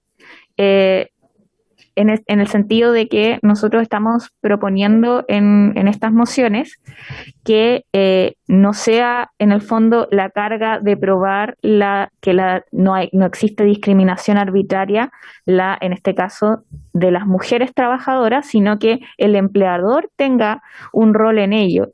Me gustaría saber cuál es su opinión al respecto, en vista a lo mejor de la aplicación de estas normativas en otros países. Nosotros queríamos traerlo acá y agregarlo al proyecto porque nos parecía interesante, leyendo propuestas también de otros países que se han ido avanzando también respecto a la igualdad salarial. Y también aprovecho de saludar a Julia Requena y también preguntarle en particular cómo desde el mundo sindical ven que la acción sindical pueda también servir en el fondo para develar estas igualdades salariales, ¿cierto? Las desigualdades, perdón, salariales, y tener un rol también activo respecto a no solo la denuncia, sino que también el camino hacia una acción que permita el poder remediarla. Eso, Presidenta, ambas expositoras. Gracias, diputada Llamas. Diputada Cariola. Sí, yo quería preguntarle, bueno, agradecer a María Inés y a Julia sobre su exposición. Evidentemente les vamos a hacer llegar la indicación sustitutiva que estamos ingresando para la tramitación en particular. Ahora estamos en lo general, pero me parece importante las reflexiones que aquí se han puesto. Sin embargo, hay un elemento que es matriz del proyecto, que tiene que ver con la incorporación del elemento del valor del trabajo. Que es un poco lo que yo traté de exponer, que no es fácil de entender, pareciera algo natural, pero es bien de fondo y es bien profundo, ¿no? Porque yo quiero recordar que el artículo 62 actualmente del Código Laboral plantea efectivamente el principio de igualdad remuneracional entre hombres y mujeres. Sin embargo, eso ha traído como consecuencia y hasta ahora la desigualdad salarial existe. Se preguntaron las dos expositoras cuáles creen ustedes que son las razones por las que, a pesar de que existe esta definición en el Código del Trabajo, no hemos sido capaces de implementarla de manera correcta. Y lo segundo, y esto va fundamentalmente para María Inés a propósito del rol de ONU-Mujeres, yo algo mencioné porque conocí de un espacio, una mesa de trabajo que se estaba llevando entre ONU y OIT para poder establecer los criterios de valorización del trabajo, saber en qué está ese trabajo, si ese documento también puede ponerse a disposición, porque si bien el proyecto establece una serie de criterios para poder darle atribución a un mismo valor, al valor del trabajo, yo no sé si son suficientes y ahí tengo algunas dudas y me gustaría que los elementos de OIT y de ONU a propósito de este espacio de trabajo puedan ser incorporados y coherentes con la propuesta al menos que nosotros incorporamos nosotras, porque somos puras mujeres, incorporamos a este proyecto de ley. Eso, Presidenta, muchas gracias. Gracias. Francisco del Río. Gracias, Presidenta. Una consulta a felicitar a las dos exposiciones, muy completa, y una consulta a la señora María Inés, por su intermedio. Sabemos que el concepto de igual trabajo, igual valor, es un concepto complejo acuñado por la OIT y que descansa sobre la base de varios criterios que se aplican, y con una metodología especial también. Si usted tiene entre sus datos, y si los tiene le pido mil disculpas si es que se me pasó, datos sobre la cobertura de la aplicación de este sistema, es decir, en cuántos países y en general en los países, si es una aplicación masiva para dar cumplimiento al principio de igualdad salarial o es una aplicación excepcional, en fin, ¿qué cobertura tiene la aplicación del sistema de igual trabajo, igual valor conforme a los criterios de la OIT? Muchas gracias. Ahora le doy la palabra primero a la OIT para que pueda contestar. A ONU. A la ONU. Perdón, disculpe, sí, es que estaba pensando en la situación de la próxima semana, perdón, a ONU Mujeres, No, que bueno, es importante, de hecho estaba justamente a partir de una de las preguntas también, justamente con la última, creo importante, ahí podemos presentarlo también en conjunto, solo OIT, el tema de la cobertura de este sistema y también de cómo ha ido avanzando la implementación del convenio de la OIT. Creo que OIT puede responder mejor esa pregunta con el panorama regional. Volviendo a la primera pregunta y que tenía que ver con el tema de las metodologías y ahí la pregunta del diputado Sandón, sin duda nosotros ahí tenemos resuelto y generamos la metodología para también considerar, por ejemplo, los años de experiencia, la formación, distintos factores que se van midiendo y es parte también de la metodología, ¿no? Y eso también lo podemos compartir en la comisión de cómo se crea, porque nosotros cuando generamos este instrumento para poder medir la brecha salarial, voy a contar como un proceso básico, se trabaja con las oficinas de recursos humanos que aplican esto, y van generando una planilla, digamos, no es tan compleja de llenar, pero requiere una preparación y hemos estado formando también a través de otro programa que trabajamos con el sector privado, para ver cómo ir mejorando estos sistemas, ¿no? Y ahí hay una metodología detrás que considera para evitar esas distorsiones. Entonces, agradezco esa pregunta, pero yo preferiría compartir el documento que cuenta esa metodología que está detrás de eso.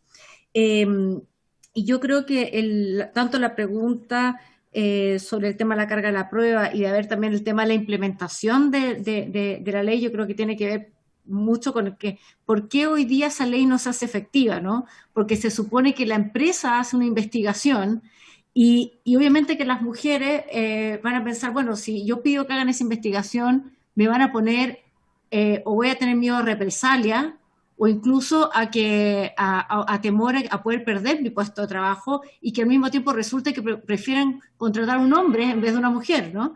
Entonces, muchas veces aquí hay una falla también de cómo se implementa y creo que en el caso también podemos compartir y ahí traer a la comisión algunas experiencias internacionales de cómo se ha implementado de mejor manera estas leyes, porque yo creo que va acompañado de dos cosas muy importantes y que ya se ha mencionado, que era el tema también de la fiscalización. Y el otro tema muy importante de cómo fortalecemos las direcciones del trabajo también y cómo se incorporan los sindicatos también en esa fiscalización, en ese monitoreo. Yo creo que eso también me parece que podría ser también pedir también a OIT que pueda traer esa perspectiva a la comisión. Creo que también es importante contar con los recursos, no basta que tengamos una muy buena ley, que cuente con el presupuesto, fortalecimiento de la dirección del trabajo, que haga ese rol. Creo que tenemos varios ejemplos, y no sé si se acuerdan también con la ley también que tiene que ver con trabajadoras de casa particular. El principal cuello de botella era el tema de la fiscalización y no contar con los recursos adecuados para eso. Yo creo que acá es lo mismo, y también yo creo que hay un desconocimiento del sector empleador, que tenemos que avanzar, porque hoy día seguramente si se preguntan a muchas empresas, por ejemplo, seguramente desconocen la operativa de esta ley. Entonces creo que hay que hacer un esfuerzo de fiscalización, recursos, presupuesto, fortalecer la dirección del trabajo y también hacer una amplia difusión, y creo que ahí los sindicatos tienen un rol fundamental. Y ahí coincido totalmente con Julia Requena en que acá es importante no caer solamente en una judicialización, sino que también cómo fomentamos un mayor diálogo. Eso, muchas gracias. Muchas gracias por su respuesta. Le doy la palabra ahora y para finalizar este debate a doña Julia Requena, vicepresidenta de la Mujer de la CUT. Bueno, con respecto a las preguntas, la primera pregunta, yo creo que cómo facilitamos, a lo mejor uno pudiera pensarlo diferente de cómo apoyamos y cómo aportamos, porque finalmente hoy día, independiente de la situación de los empleos, tiene que ser hoy día, no tiene que haber tanta limitación, las limitaciones tienen que ser más que nada pensando en un trabajo decente, en cómo dar mejores condiciones, en cómo tener un trabajo que sea digno, ¿ya? Porque si vamos a seguir en esta lógica de que ¿por qué mujer la vamos a seguir discriminando? Yo creo que ese es el primer paso y ese es un tema más que nada de educación, de capacitación, de todos, ¿ah? No solamente de las trabajadoras o los trabajadores, sino que también de los empleadores. A veces esto se hace como un hábito, como esto viene de siglos, ¿cierto?, de décadas. Entonces nosotros cuando vamos a contratar nuevamente, ¿cierto?, miramos, bueno, es mujer, entonces inmediatamente se nos pasan todas las cargas que las mujeres hoy día tenemos. El cuidado de los hijos, que hoy día ha sido una de las dificultades para que las mujeres puedan mantener su empleo dentro de las diferentes empresas, ¿cierto?, por el tema del cuidado de los niños, que hoy día está nuevamente en manos de nada, porque hay toda una dificultad ahí. Entonces, este tema de seguir cuestionando y de seguir poniendo trabas, yo creo que pasa por un tema también, como lo decía recientemente, por educar, por capacitar a ambos, en este caso, trabajadores, empleadores, y también de ir desde a poco mitigando estos temas de que por ser mujer, la mujer tiene problemas con los hijos, tiene problemas de que a lo mejor falta por licencia, de que a lo mejor falta, y todo es por si acaso, por a lo mejor, pero las estadísticas finalmente nos demuestran que las mujeres somos las mejores trabajadoras, las que menos faltamos, las que mejor hacemos la pega y finalmente las que menos recibimos salario. Entonces yo creo que ahí tiene que haber también un concepto de cómo educamos en ese sentido, de que definitivamente todos estos mitos que hoy día están hay que irlos sacando del tema. En la segunda pregunta, bueno, ahí también nosotros insistimos, hicimos una propuesta aquí de crear ahí un órgano técnico bipartito, y yo creo que esa es una de las alternativas, ¿cierto?, para fortalecer también el tema del rol de los sindicatos, que los sindicatos no somos solamente un tema de como de bienestar social, que tiene que crear beneficios, ni esto ni lo otro, sino que también tenemos un rol social y también tenemos una preocupación por el tema salarial, en este caso de las trabajadoras. Entonces yo creo que este también es un espacio que tiene que dar pie al cumplimiento del rol de los sindicatos, que está instalado en todas las normas, leyes, pero como tantas ellas tampoco se cumplen. Y en la tercera pregunta también insistimos en el tema de la fiscalización, porque eso es fundamental para poder tener elementos para que después la trabajadora pueda tener un respaldo de lo que está planteando, porque hoy día la trabajadora, si no lo tiene, se desconoce la situación y lo que planteábamos anteriormente, entonces se va a juicio, y eso es un tema muy engorroso, porque finalmente, como la trabajadora tiene que hacer todo un esfuerzo para llegar al juicio, y después de eso, además pierde, queda también con un problema de salud mental muy complicado, cae en un estado depresivo muy lamentable, que finalmente nadie lo considera el proceso, sino que se considera el resultado de la judicialización. Entonces, para nosotros es importante el rol de la fiscalización, ¿cierto? El tema de tener también un fortalecimiento y una participación real de los sindicatos dentro de esta materia en las empresas, y también el tema de ir sacando ya estos mitos a través de capacitación y a través de otras instancias, no solo, como le digo, a las trabajadoras, los trabajadores, y también a los empleadores, que son los que finalmente otorgan el empleo. Muchas gracias, Julia. Con esto damos por finalizado el primer punto de la tabla y vamos a pasar al segundo punto de la tabla. Como nos quedan solo 10 minutos, quisiera pedir la unanimidad para poder extender 15 minutos. Muchas gracias. El segundo punto de la tabla tiene por objeto votar en particular, iniciar la discusión en particular del proyecto de ley que modifica el Código Sanitario para hacer aplicables las normas sobre despenalización del aborto a toda persona con capacidad de gestar, boletín número 14.074-34. Para estos efectos le voy a dar la palabra hasta por 10 minutos a el coordinador de Legislación y Políticas Públicas, Asociación OTD Chile, al señor Franco Fuica. Tiene la palabra. Muchas gracias, señora presidenta. Saludos a la Comisión de Mujeres y Equidad de Género y, bueno, por su intermedio a todas las honorables diputadas que están acá presentes. Y, bueno, primero es un honor para mí representar a mis compañeros trans masculinos, hombres trans, personas no binarias asignadas al género femenino al nacer, que me acompañan aquí en Chile y en otras partes del mundo también. Quiero partir de esta presentación, que espero además sea muy pedagógica, indicando que las personas que hacen parte de nuestra especie humana llegamos a este mundo en diversas presentaciones, al igual que muchos mamíferos, hembras, machos e intersex. Estas últimas personas que no se ajustan a los cánones de lo que se considera macho o hembra.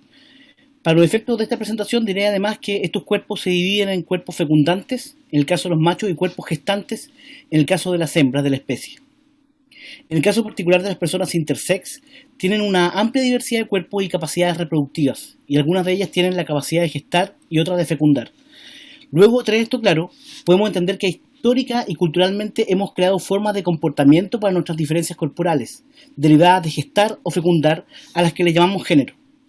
Esto es tan antiguo que ni siquiera tenemos conciencia de ello y entendemos como natural el género. Es más, lo consideramos un sinónimo al sexo.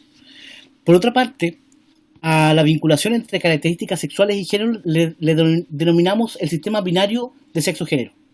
Desde ahí es que hay muchas personas, quizás la gran mayoría, que viven cómodas el género asignado al nacer y que se ha derivado de la examinación visual de sus órganos genitales y no perciben la problemática que hoy pasamos a evidenciar.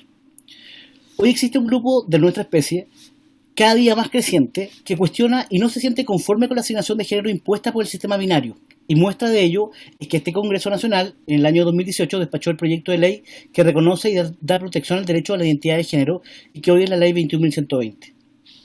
Dentro de estos cuerpos que han sido adiestrados en el género femenino, porque no se han sentido cómodos en él, hay una gran diversidad de identidades que no son mujeres o niñas, como por ejemplo hombres trans, transmasculinos, personas no binarias, con expresiones de género masculinizadas, con expresiones incluso femeninas, con expresiones ambiguas o degeneradas, es decir, sin género, pero que comparten la misma estructura corporal de hembra. En general, un gran porcentaje de estos cuerpos tiene la capacidad de gestar, es decir, de embarazarse. Las personas tienen distintas formas de embarazarse, no siempre son las mismas. Algunas pueden hacerlo de manera deseada, planificada y buscan activamente la forma de reproducirse. Otras quizás será de manera más casual, pero no deseada, y con consentimiento para sostener la actividad sexual con una persona fecundante, que dicho sea de paso, presenta la misma diversidad desde hombres y género a mujeres trans, transfemeninas, personas no binarias. O embarazarse de manera violenta, sin consentimiento. En esta lógica del proyecto de aborto, quien se puede embarazar será sujeto de derecho para poder abortar en las causales que indica la misma ley. La problemática para acceder a un aborto, teniendo una expresión de género masculinizada, ¿cierto?, como la mía, que soy una persona gestante, o habiendo ya cambiado el nombre y el sexo registral por uno masculino, son diversas.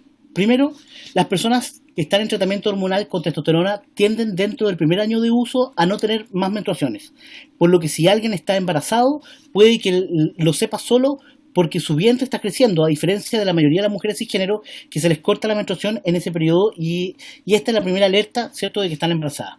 Lo segundo, las dificultades que tiene una persona gestante no cisgénero para denunciar un asalto sexual. Son muchas, dado que hay un fuerte componente de vergüenza y humillación en esto que surge del desagrado que ocasiona el bombardeo continuo y sostenido de la cisgeneridad obligada del sistema binario de género institucionalizado, es decir, que te digan que eres mujer, y de la masculinidad hegemónica, que no vive este tipo de situaciones, lo cual provoca diversos niveles de disforia por los órganos que están asociados a la feminidad, como la vulva, la vagina, útero, ovarios, trompas de falopio, que son parte basal de nuestra corporalidad. Tercero, el cuestionamiento de su orientación sexual, no heterosexual. En el caso de personas que se sienten atraídas a cuerpos fecundantes, que dicho sea de paso, normalmente se espera que las personas trans seamos heterosexuales y que tengamos interés siempre en mujeres y género, lo cual ocurre en cierta medida, pero no en todos los casos. De la misma forma, y quizás ocurre en la misma proporción, en que hay hombres cisgénero que son gays. Cuarto, la violación y abuso sexual no es única y exclusivamente perpetrada hacia mujeres cisgénero. Este acto vejatorio también es perpetrado hacia personas gay, hombres trans, personas no binarias, mujeres intersex y mujeres lesbianas. Sin embargo, debemos particularizar que en nuestra población los crímenes de odio acentúan la crueldad del delito, no solo ultrajando nuestra intimidad, sino que nuestras identidades. En este sentido, los hombres trans somos sometidos a violaciones correctivas, entendiéndose como un delito de odio en el que una persona es violada debido a la orientación, identidad y o expresión de género real o percibida, con la motivación de corregirla. En muchos de estos actos el resultado es un embarazo no deseado. Quinto, es deber del Estado garantizar que todos quienes gestamos podamos acceder a interrumpir el embarazo en las tres causales existentes. De lo contrario, estaríamos limitando el goce pleno de derecho a quienes su sexo asignado al nacer no corresponde a su identidad de género, invisibilizando de esta forma la existencia de nuestras realidades trans que la ley debe garantizar en caso de violación, inviabilidad fetal o el peligro de la vida del gestante. En ese sentido, es importante destacar que aunque la ley 21.120, que reconoce y garantiza el derecho a la identidad de género, indica en el artículo 22, dice, asimismo tampoco afectará las garantías y derechos de las prestaciones de salud que pudieran corresponder a la persona con anterioridad a la inscripción del cambio. Lo cierto es que en cuestiones de salud existen muchas prestaciones que están separadas por género, por lo que en el proceso de acceder a la constatación de un embarazo o al término de este por parto o aborto, no existen códigos FONASA para hombres. Es decir, hoy una persona trans que va a solicitar una prestación de este tipo por violación, ya sea el Servicio de Orientación Médico Estadístico, el SOME, no tendrá una atención directa y será derivada por un canal más largo que una niña o una mujer que irá directo a un servicio de ginecología. Mientras una persona trans o no binaria deberá pasar por procesos de revictimización para entender cómo un hombre, como yo, por ejemplo, puede estar embarazado. Dar un sinfín de explicaciones, lo cual va a generar discriminaciones, tratos indignos, degradantes e inhumanos. Por otra parte, en el caso de la salud privada, la situación no es mejor, teniendo en cuenta que cuando las personas contratan un ESAPRE, es posible que las prestaciones contenidas en su plan por ser hombre registralmente no contemple ninguna prestación obstétrica, lo cual dejará sin prestaciones para enfrentar un embarazo, un parto o un aborto. Para abundar en información, esta semana el Centro de Estudios y Análisis del Delito de la Subsecretaría de Prevención del Delito del Ministerio del Interior evacuó el estudio exploratorio de discriminación y violencia hacia personas LGBTIQ+, en donde los resultados hallados en este tema de discriminación indican que las personas trans sufren fuertes discriminaciones en instituciones de salud pública y privada. El estudio arroja que el 94,1% de las personas trans se ha sentido discriminada en Chile y particularmente indica que el 8,5% de las discriminaciones que vive a diario es en espacios de salud pública y el 8,7% de las discriminaciones fueron perpetradas por funcionarios de la salud. Además indica que el 8,8% de las personas encuestadas han vivido violaciones correctivas de las 3.271 encuestas.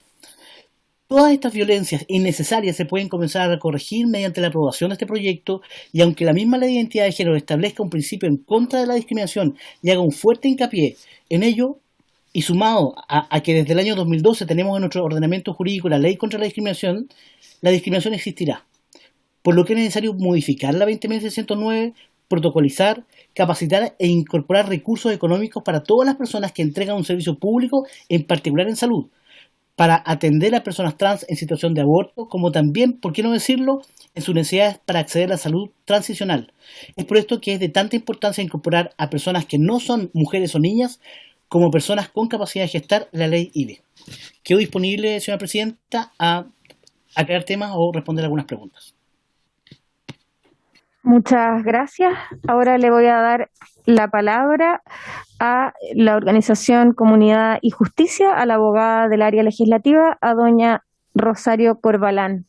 Tiene la palabra doña Rosario. Buenas tardes, presidenta. Buenas tardes. Saludo por su intermedio también a los honorables miembros de esta comisión y al resto de los invitados que se encuentran presentes. Bueno, agradezco también la posibilidad de realizar esta breve exposición que tiene por objetivo mostrar un punto de vista diverso al que se ha presentado hasta ahora. Este proyecto, como se ha señalado, busca que las personas que han cambiado su sexo registral de mujer a hombre puedan abortar en las 3 causales permitidas actualmente en Chile y para ello se busca modificar el Código Sanitario. La intención del proyecto se ve claramente en su fundamentación, que hemos revisado detenidamente. Esta fundamentación señala, entre otras cosas, que, voy a citarla, pretende subsanar esa falencia y permitir que la interrupción del embarazo en las causales indicadas sea para toda mujer o persona con capacidad de gestar.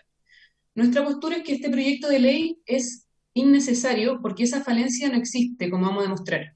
Las personas que han realizado un cambio de sexo registral de mujer a hombre lamentablemente sí están autorizadas por la ley para abortar en 3 causales y sin necesidad de que se modifique el Código Sanitario y por lo tanto sin necesidad de que se promulgue esta ley.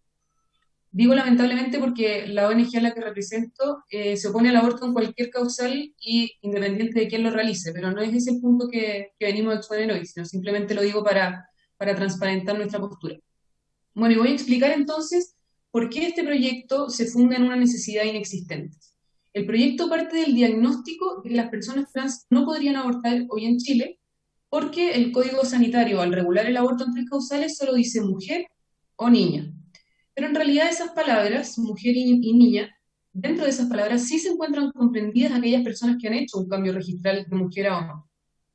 Esto se ve claramente en la Ley de Identidad de Género, en el artículo 22, ya citado, que dice, y lo voy a citar también porque el punto central de esta exposición dice que la rectificación de la partida de nacimiento no afectará las garantías, los derechos y las prestaciones de salud que pudieran corresponder a la persona con anterioridad a la inscripción del cambio. En la historia de la Ley de Identidad de Género, vemos hartos ejemplos de esta no afectación. Por ejemplo, se señaló que no iba a afectar los descansos por lactancia materna, no iba a afectar la edad de jubilación, que es distinta para hombres y para mujeres, entre otras cosas.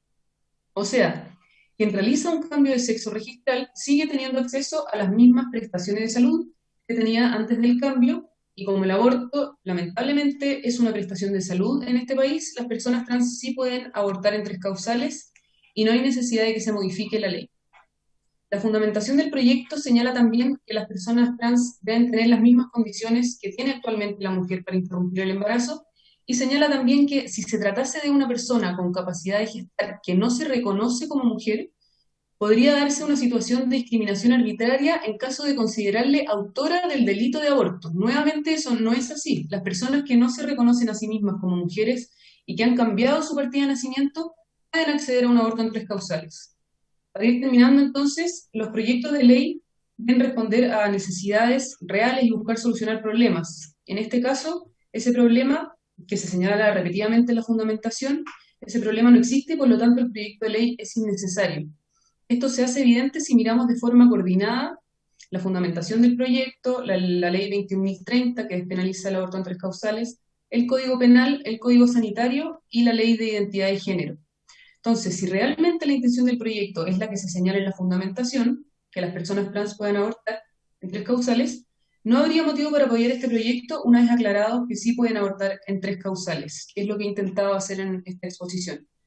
Por último, este proyecto de ley concibe el aborto como un derecho que debe ser universalmente garantizado, cuando en realidad es siempre, independiente de quién lo haga, un drama y una injusticia. Muchas gracias. Muchas gracias. Le voy a dar la palabra, por último, a la no red de profesionales de la salud pública de Chile, a la doctora Melissa Cifuentes. Tiene la palabra, doctora.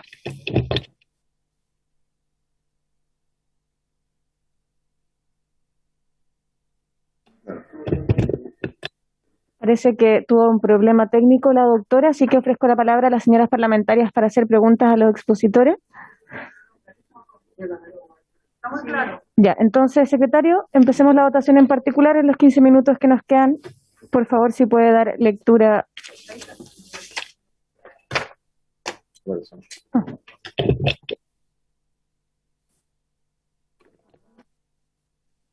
Está pidiendo la palabra la diputada Sandón. Disculpe, diputado Sandón. Gracias, presidenta. Agradecer las 2 exposiciones. Yo siempre he sido franca con esto. Yo no voy a votar nada que tenga que ver con el tema del aborto. Yo siempre expuse la vez anterior lo mismo, que en el fondo esta ley era innecesaria porque ya está en la Ley de Identidad de Género, se garantiza. Ahora, lo que expone Franco es cierto, el tema de la discriminación, pero de que en el fondo cómo evitar tal vez el día a día, ¿no? En esa discriminación en el proceso que se pueda llevar. Pero lo siento que eso no estaría siendo abordado en este proyecto.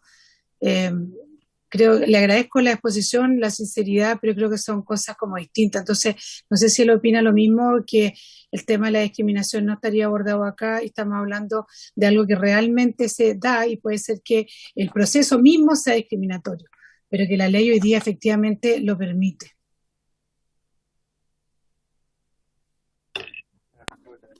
Muchas gracias. Le ofrezco la palabra a la organización OTD para que pueda contestar esa pregunta y luego, ahora que llegó la doctora, le damos la palabra a la doctora. Muchas gracias, señora presidenta. Lo que sucede finalmente es que existen códigos FONASA para que hayan prestaciones, ¿cierto?, para hombres o para mujeres. En el caso del aborto, las prestaciones están dadas solo para mujeres. Una persona como yo, que ya tiene una cédula de identidad que dice masculino, no puedo comprar un bono, ¿cierto?, para ir a hacer ningún tipo de prestación que tenga que ver con un embarazo, con un parto, con un aborto. No puedo hacerlo. No tengo esa capacidad. Entonces, es necesario que exista una regulación que le permita a FONASA, ¿cierto?, que una persona como yo sí pueda comprar eso, sí pueda acceder. Y por otra parte, es necesario justamente el tema de la capacitación en todos los órdenes del servicio público, porque a la hora que atienden a personas trans, por ejemplo, como yo puedo ir por un dolor de muela y voy a tener que terminar contando que soy una persona trans igual. Y probablemente me van a limitar el acceso a cualquier tipo de prestación porque soy una persona trans. Muchas gracias. Ahora sí, le doy la palabra a la doctora Melissa Cifuentes. Tiene la palabra, doctora.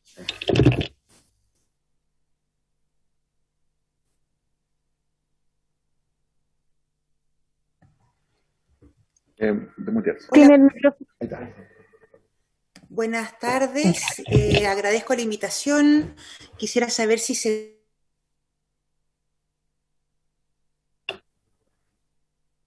Estamos viendo su presentación, pero no la escuchamos. Quizás tiene mala señal. ¿Podría apagar su cámara, quizás? Y eso podría quizás mejorar. Ok, déjame ver si eso funciona.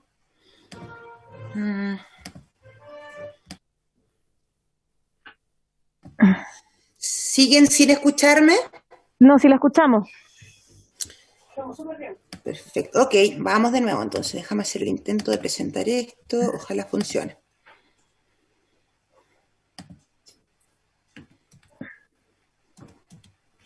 ¿Ahí sí?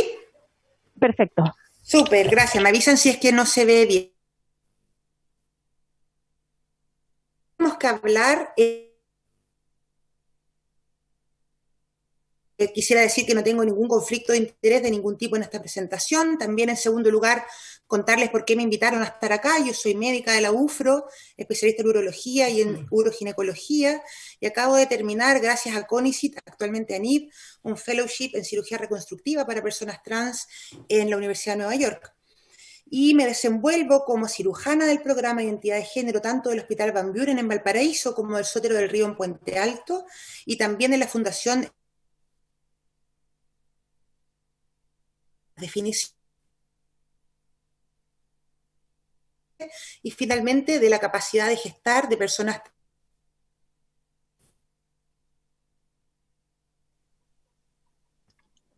Doctora, se le recomienda que apague su cámara para que no se corte su audio, que solamente apague su cámara, independiente del video. Vamos a intentar, pero en este formato voy a parar de Hay un micrófono y al lado hay un... A ver. La veo perfecto, vamos a intentarlo. Ahí está.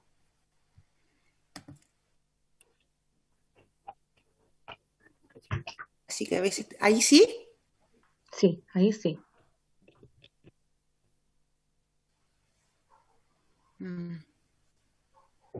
¿Hola? Ahí se escucha. La escuchamos. Perfecto, perfecto. Sigo entonces.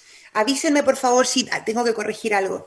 En primer lugar, les voy a hablar de la expresión de género, que es como yo manifiesto hacia el exterior lo que yo soy. Y la expresión depende mucho de la sociedad en que me desenvuelvo. Le muestro lo que es el extremo femenino de este rango y el extremo masculino en la Edad Media.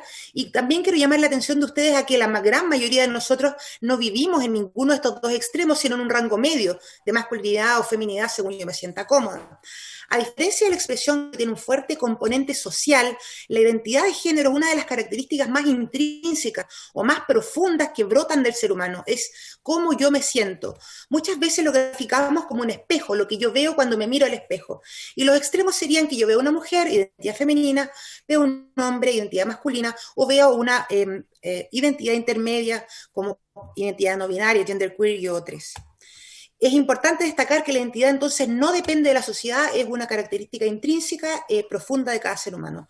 La orientación sexual es hacia quién me siento yo romántico o sexualmente atraído, y finalmente el sexo biológico, familiar del sexo cromosómico o genético, es el que identifica, como decía Franco, el pediatra que me examina al nacer, identifica que yo tengo genitales de macho o genitales de hembra, y también existen personas que tienen genitales intermedios. No vamos a hablar durante esta presentación ni de orientación sexual ni de expresión, por lo tanto, para comprender la persona trans debemos mantenernos centrados en el sexo biológico genital y en la identidad de género, y podemos definir a la persona trans como aquella en que su identidad de género es distinta al sexo biológico o al rol que la sociedad asigna o espera para gente que nace con ese tipo de genital. Y hay algunas otras definiciones similares, pero no exactas: incongruencia de género por la OMS, disforia de género por el manual de DSM-5, y por contraparte, personas cis o cisgénero son aquellas que tienen completa coherencia entre su identidad y su sexo biológico. Entonces, para ejemplificar esto, un hombre trans es aquella persona que nace en cuerpo de hembra, pero se identifica y se siente un hombre, es un hombre trans. Y una mujer trans tiene una identidad de género femenina, sin embargo, ha nacido en un cuerpo de macho. Breves realidades en personas trans, pongo realidades porque no existe una realidad, depende mucho del momento donde se desarrolle. La prevalencia es bastante elevada, antes se consideraba una minoría muy marginal y hoy día entendemos que es a lo menos el 1% de la población. Si tomamos la cifra más baja, 0,6, hay al menos 100.000 personas trans en Chile, por lo tanto no es una minoría tan pequeña. Esta es una cosa muy importante de entender. Las personas trans suelen ser, especialmente en nuestro tipo de sociedades, absolutamente marginalizadas, es decir, puestas en las orillas de la sociedad. Este ciclo se origina con el estigma, y el estigma lleva altos índices de acoso y abuso,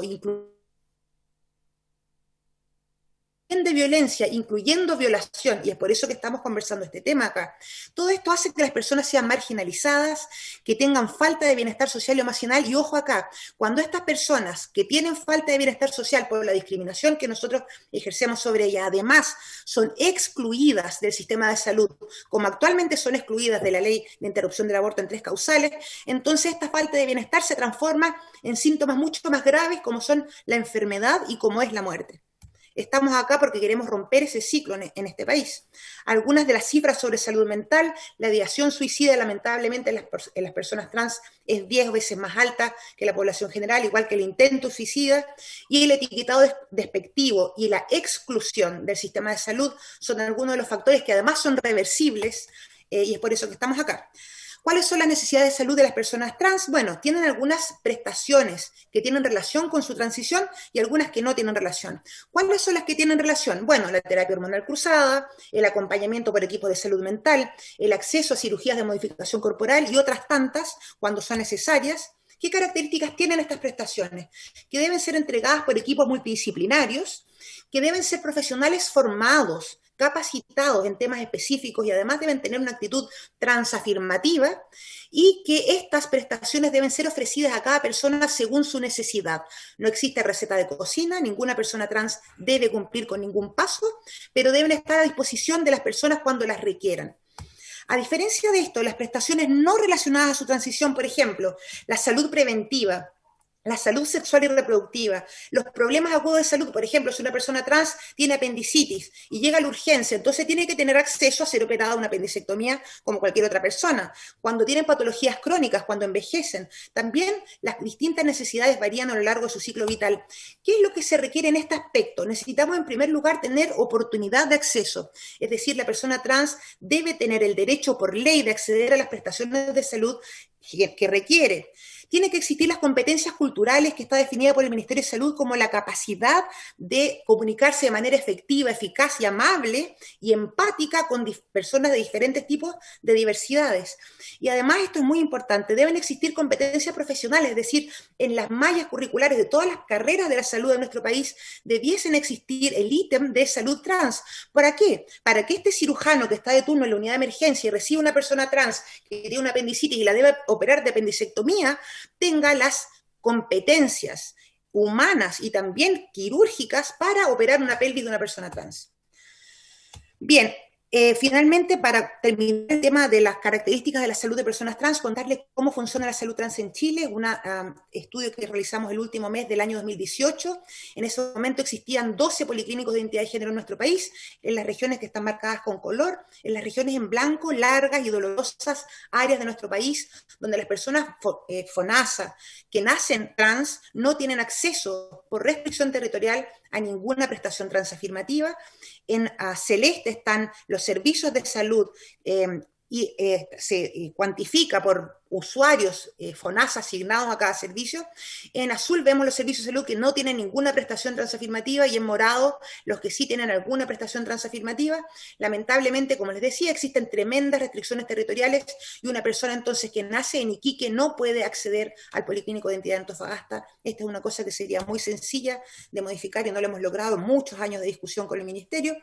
Lamentablemente, entonces, con esta situación, el 52% de la población beneficiaria en FONASA en Chile no tiene acceso a prestaciones transafirmativas, y es por eso que en vez de red de profesionales de la salud, nos llamamos no red en señal de protesta por nuestra incapacidad de poder derivar a personas según su necesidad. Para poder gestar se requiere una pelvis con órganos capaces de gestar. Estos son ovarios, trompas de falopio, útero, de una mujer cisgénero, y en el siguiente esquema le voy a mostrar cómo es la pelvis de un hombre o de una persona trans del rango masculino, y como ustedes ven, es absolutamente idéntica a la pelvis. Y ustedes me preguntarán, ¿pero cómo? ¿No es que las personas trans, un hombre trans, por ejemplo, se tiene que operar y sacarse sus ovarios, su útero, su vagina? Yo les puedo contestar que no, y les puedo recordar esta flechita en que les mostré que las prestaciones para personas trans deben ser otorgadas según la necesidad de cada individuo. Y entonces, ¿pero cómo? ¿Y los hombres trans no quieren sacarse su útero? Aquí van algunas cifras. En cifras internacionales, solo un 14% de los hombres trans y de las personas trans no binarias en rango masculino desean histerectomía, es decir, 85% de ellos conservan su útero. Y en este estudio realizado por nuestro equipo del Sotero del Río hace un año atrás, solo un 4% de los usuarios del programa de identidad de género del Sotero solicitaron histerectomía, es decir, más del 90% de los hombres trans conservan su genital y por lo tanto su capacidad de gestar. Para terminar, les quiero recalcar que las personas transgénero y no binarias pueden tener embarazo y por lo tanto pueden estar expuestos a la necesidad de abortar, y es nuestra obligación explícitamente poder darles la puerta de entrada para que cuando, según nuestra ley, tengan esta necesidad, puedan tener acceso que hoy día es limitado. Muchas gracias. Muchas gracias, doctora, por su exposición. Ha sido muy clara y muy ilustrativa. Y ya estamos en la hora. Lamentablemente no voy a poder dar espacio para preguntas, pero estoy acá con las parlamentarias y todas están muy agradecidas de su exposición. El lunes vamos a votar este proyecto, ahora no vamos a alcanzar, pero el lunes vamos a dejar una media horita al final, después de igualdad salarial, para que podamos votarlo y despacharlo a sala. Así que por haberse cumplido el objeto de la sesión, esta se levanta.